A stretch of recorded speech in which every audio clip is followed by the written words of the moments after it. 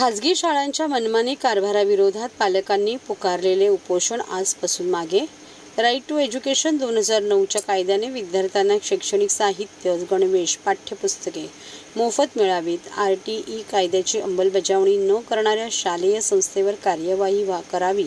खाजगी शाळांची वाढीव फी, डोनेशन त्यांनी सांगेल त्या दुकानातून पाठ्यपुस्तके, गणवेश घेण्याची सक्ती यावर शासनाने पायबंद घालावेत. यासाठी गेल्या महिनाभर धडाकेबाज युवा प्रतिष्ठानच्या माध्यमातून सर्व पालक राज्य सरकारकडे पत्रव्यवहार करत होते आणि महापालिका शिक्षण विभागाच्या अधिकाऱ्यांची देखील पालकांनी भेट घेतली होती. महापालिका मुख्यालयाबाहेर सर्व पालक एकत्र येत आंदोलन देखील केलं होतं. मात्र कोणताही प्रतिसाद मिळत नसल्याने पालकांनी कालपासून ठाणे जिल्हाधिकारी कार्यालयाबाहेर उपोषण सुरू केलं होतं. आजचं अमरण उपोषणाचा दुसरा दिवस असताना माजी पोलीस महासंचालक संजय पांडे यांनी उपोषणकर्त्यांची भेट घेतली. संजय पांडे यांनी खाजगी शाळांच्या मनमानी कारभाराविरोधात पालकांनी उभारलेल्या आंदोलनाला पाठिंबा देत उपोषण मागे घेण्याची विनंती केली. आपण सर्व मिळून मुख्यमंत्री आणि शिक्षण मंत्र्यांची भेट घेऊ, या शाळाविरोधात कायदेशीर लढा देऊ. मी स्वतः तुमच्या सोबत असेल असे आश्वासन दिल्यानंतर उपोषणकर्त्या पालकांनी उपोषण मागे घेतलं आहे. तर मी ऐकलं यांचं, म्हणजे काही शाळा आहे ज्या पुस्तकात देत नाही, गणवेशसाठी पैसे मागताय, काही लोकांना भेटलं, काही लोकांना भेटत नाही. म्हणजे ह्या कायद्याची पूर्ण अंमलबजावणी होते असं मला वाटत नाही. आणि जर आपले विद्यार्थी लोकांना शिक्षण करण्यासाठी जर त्यांना हे उपकरण म्हणजे पुस्तकं उपलब्ध करून दिली जात नसतील तर भविष्य म्हणजे मला फक्त महाराष्ट्राचं नाही पूर्ण देशाचं भविष्य फार खाली जाणार आहे असं मला वाटतं. म्हणून याद्वारे आणि या लोकांना मी समजावलेलं आहे की आपण हे आंदोलन आता तूर्त मागे घ्या.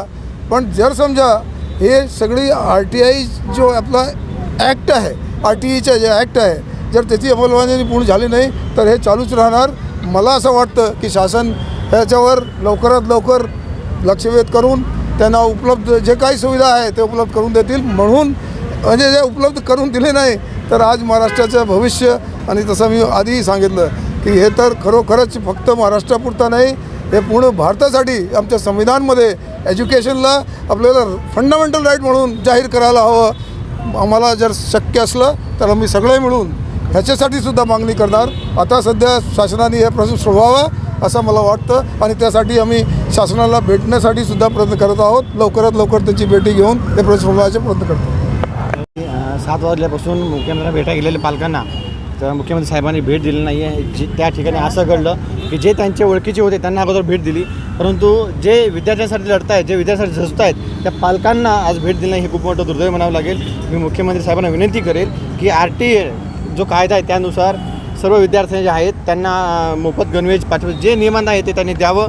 आणि जे खाजगी शाळा आहेत, गणवेश असेल, बुक्स असेल आणि आवाढव्य फी जी वाढवी घेतात याच्यावर कुठे त्यांनी आळा घातला पाहिजे. आणि यासाठी आम्ही आज संजय पांडे साहेबांच्या सोबत आम्ही लवकरच मुख्यमंत्री आणि शिक्षण मंत्र्यांची भेट घेणार आहोत. हो, आम्ही आज आमच्या म्हणजे सचिन पवार साहेब जे आहेत उपायुक्त यांच्या बोलण्यावरून आम्ही आज आमचं उपोषण स्थगित केलेलं आहे, मागे घेतलेलं नाही आहे. कारण जर मुख्यमंत्री भेटी देऊन नाही गेलं तर आम्ही पांडे साहेबांच्या सोबत पूर्ण महाराष्ट्रभर आंदोलन करू.